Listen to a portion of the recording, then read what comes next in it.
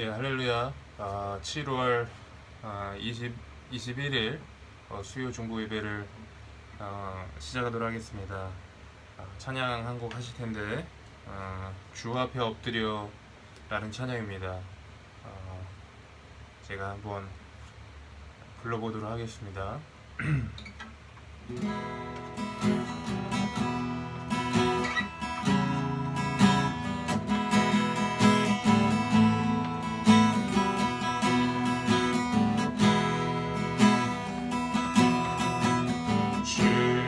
앞에 엎드려 경배합니다.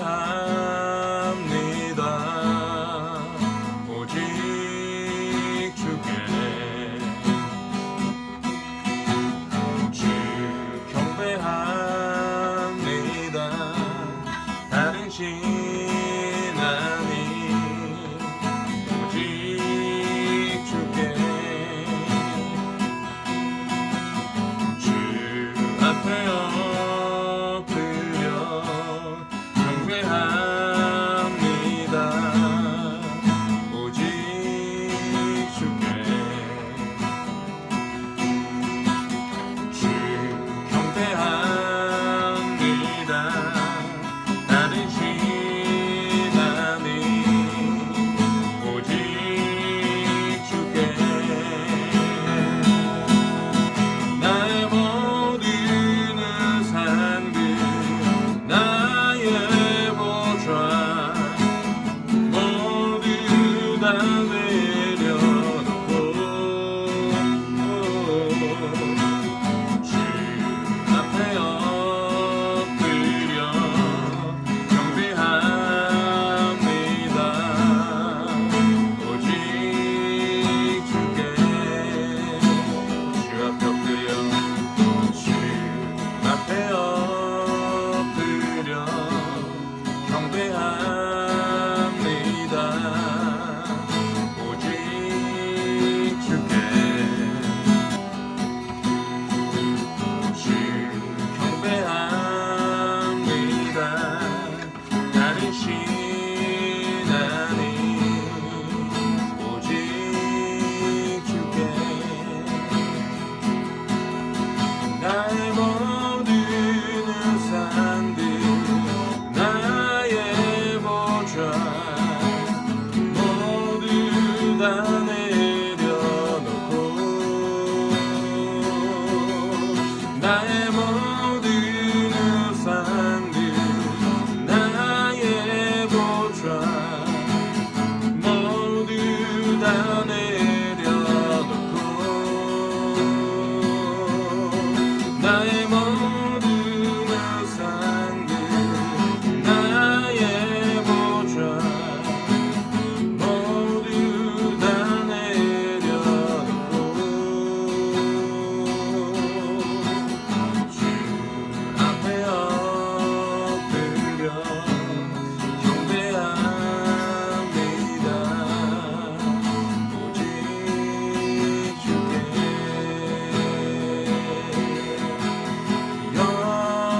영원한 왕 예수 모든 자들 주 음성에 경배 열방의 진정한 갈망 온 민족 주 영접해 오 주님 주는 소멸하는 불 열방이 주 말씀에 떠내 우리 바다를 덮은 같이 영광으로 임하소서. 주 예수의 의아들 오직 주만이 하늘과 땅의 주 말씀의 능력으로 경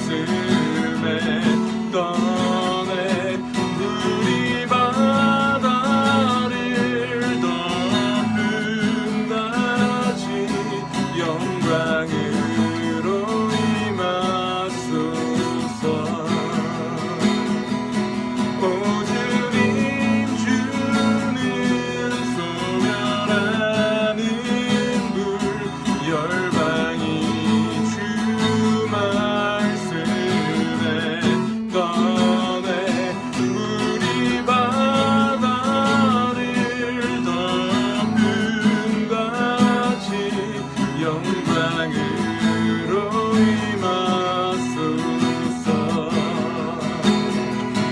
오 주님 주는 소멸하는 불 열방이 주 말씀에 떠내 우리 바다를 덮은 같이 영광으로 임하소서. 오 주님 주는 소멸하는 불 열방이 주 말씀에 떠내 우리 바다를 덮은 같이 영광으로 임하소서. 영광으로 임하소서. 영광으로 임하소서.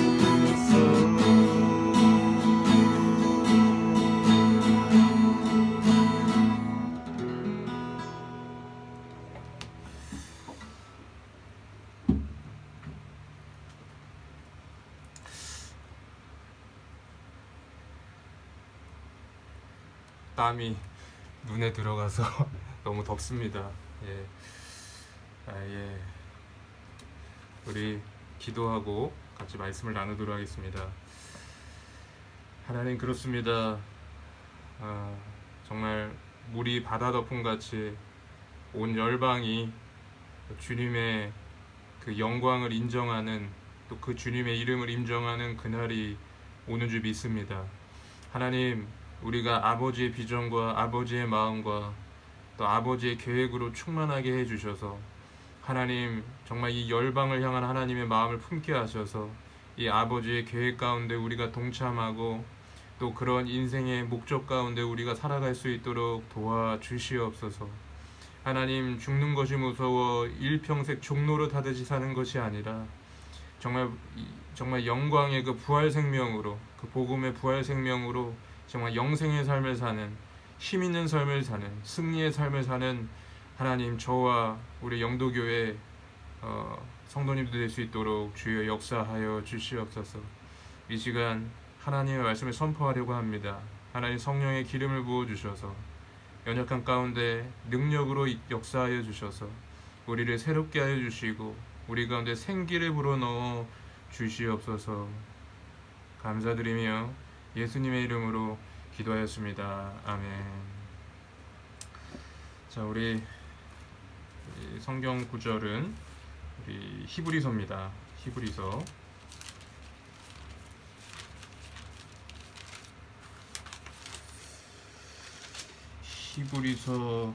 5장 13절과 14절 말씀을 보도록 하겠습니다. 히브리서 5장 13, 14절입니다. 제가 읽도록 하겠습니다. 이는 젖을 먹는 자마다 어린아이니 의의 말씀을 경험하지 못한 자요, 단단한 음식은 장성한 자의 것이니 그들은 지각을 사용함으로 연단을 받아 선악을 분별하는 자들이니라. 아멘. 반갑습니다. 제가 저번 주 목요일에 제가 퇴원을 했습니다. 그래서 한 5일 정도 된 것 같은데, 그래서 오늘은 말씀을 전하되 좀 요점만 간단히 전하는 시간을 좀 가졌으면 좋겠습니다. 우리가 길다고 중요한 게 아니고요, 하나님의 말씀이 선포되냐 선포되지 않느냐가 더 중요한 것이기 때문에 좀 그런 은혜가 저 여러분 가운데 있었으면 좋겠습니다. 그래서 오늘은 말씀을 우리가 읽고 묵상하는 삶.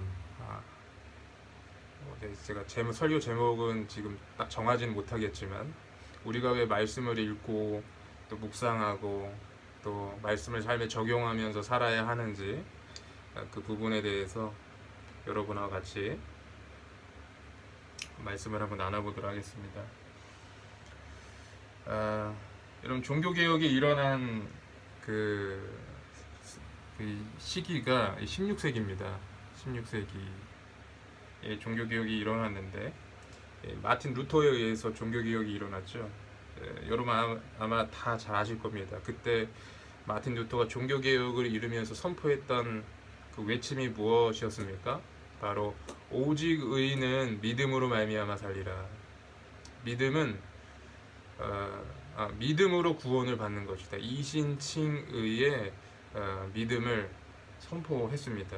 왜냐하면 당시에 연옥의 개념이 있었고 또 구원 받으려면 그 면죄부를 사야 한다. 뭐 이런 개념이 있었어요. 그래서 우리가 죄를 졌지만 돈으로 면죄부를 사게 되면 또 그리고 자기뿐만 아니라 이미 죽은 자신의 뭐 아버지나 어머니가 있다고 하면 그 아버지나 어머니의 이름으로 면죄부를 사면 그 사람이 지옥에서 연옥으로 가고 뭐 이런 식이에요.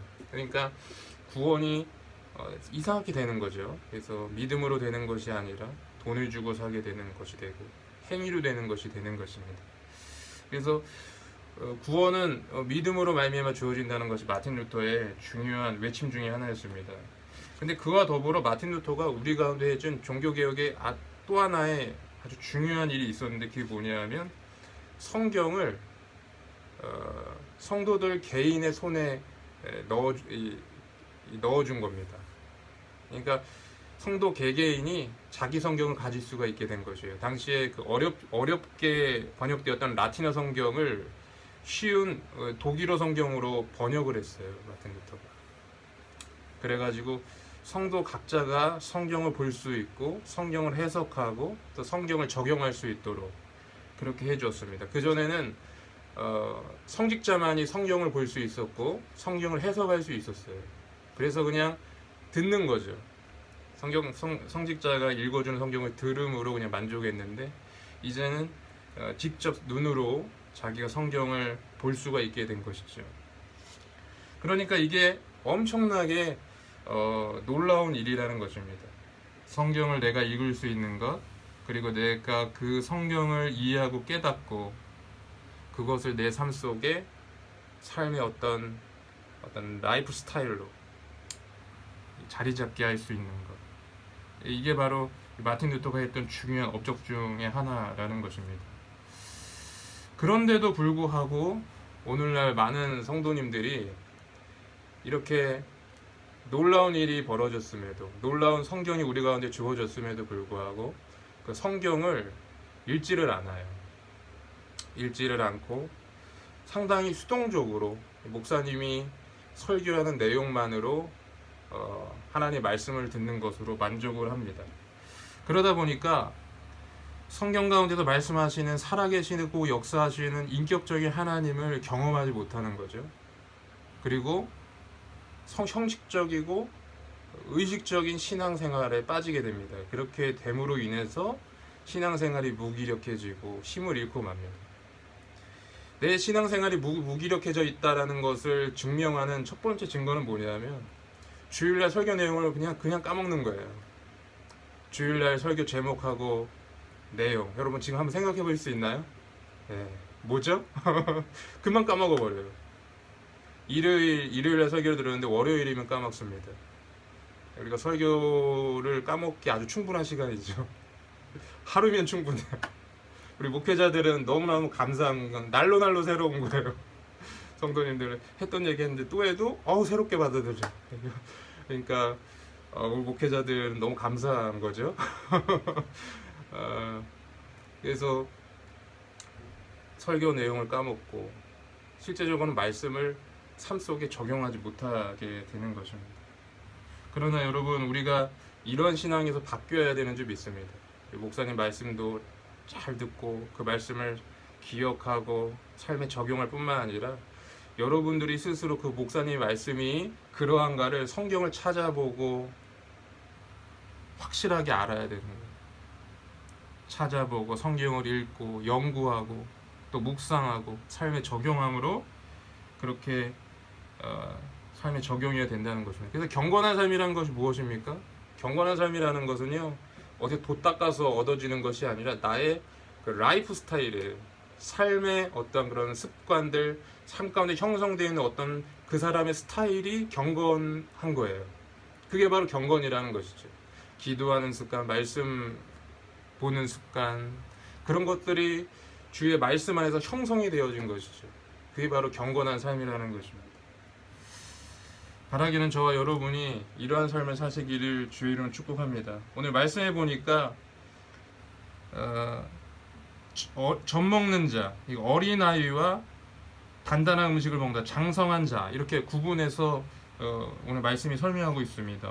어린아이와 장성한 자. 차이는 무엇입니까? 어린아이는 말씀해 보니까 의의 말씀을 경험하지 못하는 자예요. 왜 그렇습니까? 이는 젖을 먹는 자예요. 젖을 먹는 자. 단단한 것을 먹지 못하고 젖을 먹는 자이기 때문에 의의 말씀을 충분히 경험하지 못한다는 것입니다. 그런데 장성한 자, 성장한 자, 그럼 어떤 사람입니까? 단단한 음식을 먹는 사람이라고 되어 있어요. 그들은 스스로의 지각을 사용함으로 선악을 분간한다는 것입니다. 무슨 말씀입니까? 하나님의 말씀을 먹고 묵상하고 누리면서 그 말씀 가운데 역사하시는 하나님을 경험하고 그 말씀대로 나의 삶의 기준을 잡고 나의 삶을 형성해가는 사람이에요. 그러니까 말씀을 묵상하고 삶 가운데 적용하는 사람이죠. 그러다 보니까 말씀의 기준 가운데서 선악을 분별할 줄 알아요. 지각을 사용할 줄 아는 사람이라. 내가 교회에서 하나님의 말씀의 기준에 비춰봐서 나의 옳은 행동이 무엇인가, 내가 이런 행동과 이런 말을 했을 때 하나님의 영광이 되느냐, 그것을 분간할 줄 아는 성숙한 자라는 것입니다. 근데 여러분, 신앙의 어린 자, 어린아이 같은 자는 어떤 자입니까? 그거를 하질 못해요. 말도 함부로 하고 행동도 함부로 하고 그냥 드는 생각, 드는 마음 다 얘기하고, 그게 바로 어린아이 같은 자라는 것이죠. 그러므로 여러분, 우리는 말씀을 묵상하고 단단한 음식을 먹을 수 있는, 말씀이 삶의 기초가 되는 저와 여러분이 되어야 되는 줄 믿습니다. 그래서 제가 말씀을 묵상하면서 참 마음에 깊이 깨달아지더라고요. 정말 말씀을 깊이 묵상하는 자가 되어야 되겠다. 그거를 묵상하고 끝나는 것이 아니라 삶 속에 적용하는 사람이 돼야겠다, 이런 생각을 많이 하게 되는 것 같습니다. 사실 저도 목회자이기 때문에 어쨌든 말씀을 읽고 여러분보다는 많이 읽겠죠. 근데 어쨌든 이 말씀이 그냥 지식의 끝일 때가 많이 있어요. 말씀을 연구하고 공부하지만 이것을 삶에 적용을 해야 하는데 그 부분이 잘 안 될 때가 많이 있다는 것이죠. 그러나 이 말씀을 삶에 적용할 때 그것이 생명이 되고 그것이 능력이 돼서 하나님의 은혜가 되고 하나님의 은혜를 경험할 수가 있는 것인 줄 믿습니다. 제가 존경하는 그 목사님 중에 우리들 교회를 담임하시는 김양재 목사님이 계십니다. 이분은 기독교 가정에서 태어나셔서 또 피아노를 전공하셔서 서울대학교에 이렇게 들어간 아주 엘리트 중에 엘리트예요. 그리고 중매로 또 믿는 가정하고 결혼해서 어떻게 보면 소위 말하는 강남 아줌마로 이렇게 아주 남부러울 것 없이 이렇게 살아갔던 분인데, 근데 그럼에도 불구하고 상당히 혹독하게 어려운 시간을 겪었더라고요. 남편분이 이제 믿는 가정에서 자라났지만 폭력도 행하고 또 시부모님의 그 여러 가지 시집살이도 있고 이래가지고 너무너무 힘든 시간을 보냈다고 합니다. 결국 남편이 먼저 하늘나라로 가는 그런 불행도 겪었다 그래요. 근데 그분이 그때 하나님께서 그 김영재 목사님을 새롭게 하시고 또 목회자의 길을 걷게 하시게 된 계기가 뭐였냐면, 큐티를 통해서 하나님의 말씀을 묵상하는 것을 통해서 그것이 완전히 인생이 바뀌게 된 거죠. 그래서 큐티를 통해서 하나님 만나고, 그리고 그 큐티를 삶에 적용하면서 하나님의 은혜를 경험하고, 그리고 목회도 큐티 목회를 통해서, 그러니까 김양재 목사님의 그 설교를 보면 본인이 큐티한 내용을 그냥 나누는 거예요. 어떻게 보면 아줌마가 이렇게 수다 떠는 것처럼 이렇게 나누는데, 그것이 그렇게 은혜가 되고 또 성령님이 역사하시니까 능력이 되고, 그래가지고 사람들을 회복시키는 역사가 이렇게 있는 것이죠. 그리고 셀 모임 할 때도 큐티로 모임하고, 그러다 보니까 말씀이 능력이 되는 역사가 점점점 일어나는 거예요. 목사님뿐만 아니라 이 성도님들 가운데 이 큐티를 통한 하나님의 그 역사가 막 일어나니까 교회가 부흥하고 새롭게 되고 발전하고 또 회복의 역사가 일어나고 하나님의 은혜를 경험하는 것이죠. 사랑하는 성도 여러분, 말씀을 읽고 묵상하는 저와 여러분이 되시기를 주님은 축복합니다. 우리가 함성 프로젝트를 하잖아요. 그래서 저도 이제 계속 성경 읽기를 하고 있는데, 함성 프로젝트를 하는데 이 시간을 그냥 허투루 보내지 마시고 그 함성 프로젝트에 동참하셔서 여러분 성경을 한번 요번 기회에 최소한 1독 한번 해보자. 1년에 한번 1독. 그런 마음을 가지고 한번 성경도 읽고 또 그것을 깊이 묵상해 보세요. 그리고 깨달은 부분이 있으면 삶에 적용하시고, 그렇게 되면 정말 친밀하게 여러분과 함께 하시는 주님을 만나게 되는 줄 믿습니다. 아멘. 네. 그래서 참 그 은혜가 있으면 좋겠습니다. 우리가 그 뭐라 그럴까요? 저도 이제 환자다 보니까 우리가 암 환자가 방사선 치료를 받잖아요. 그럼 어떻게 해요? 암이 줄어들잖아요. 방사선 치료 쬐면 마찬가지예요. 우리가 세상을 줄이고 하나님으로부터 계속 그 은혜를 받고 사랑을 받게 나를 노출시키면 하나님이 은혜가 점점점 커지는 거예요. 점점 커지는 거예요. 근데 내가 육적인 삶에 계속 노출되면 그게 점점 커져요. 그래서 여러분, 우리는 이 하나님의 나라와 이렇게 이 세상의 나라가 항상 우리 안에 싸우거든요. 항상 대척점이 중간은 없습니다. 중간은 없어요. 사단의 이 세상의 나라가 강해진 사람은 하나님의 나라가 약할 수밖에 없어요. 그래서 하나님이 누려지고 경험되고 실체적으로 깨달아지는 게 너무 미미해요. 근데 이 하나님의 나라가 강한 사람은 세상이 점점 약해지는 거죠. 하나님의 은혜가 점점 크게 느껴지고, 그러니까 하나님이 점점 가까이 느껴지고, 그렇게 되는 겁니다. 마치 방사선을 우리가 쬐는 것처럼, 그러면 이렇게 안에 있는 그런 암이 줄어드는 것처럼. 그래서 여러분을 자꾸 말씀에 노출시키고 은혜에 노출시키고 기도하는 자리에 가서 기도하고, 예? 그렇게 하시기를 주의를 축복합니다. 그렇게 할 때 하나님의 은혜가 여러분을 새롭게 하시는 줄 믿습니다. 그렇게 하실 주님을 기대하면서 오늘 말씀을 마치도록 하겠습니다. 우리 기도하겠습니다. 사랑해 주님 감사합니다. 오늘 말씀을 통해서 우리가 왜 말씀을 읽고 또 묵상하고 또 그것을 삶 속에 적용해야 하는지, 또 그것을 왜 기준 삼아서 우리의 경건한 삶을 형성해야 하는지를 배웠습니다. 하나님, 우리의 마음속에 자원하는 마음을 주십시오. 소원하는 마음을 주시옵소서. 그렇게 해서 우리가 말씀을 읽고 묵상하고 이런 것들이 기대되게 하여 주시고, 그래서 하나님 안에 누리는 하나님의 나라가 점점점 확장되게 하여 주시옵소서. 그것이 처음에는 겨자씨처럼 미미하게 보일지라도, 아주 작게 보일지라도, 그 하나님 나라, 그 영생의 삶, 그 하나님과 누리는 그 친밀한 그 교제의 삶이 점점점 확장되어서 나중에는 큰 나무가 될 수 있도록 되게 하여 주시옵소서. 지금 이 시간 하나님 질병으로 투병 중이고 또 치료받으시는 많은 분들이 계심을 믿습니다.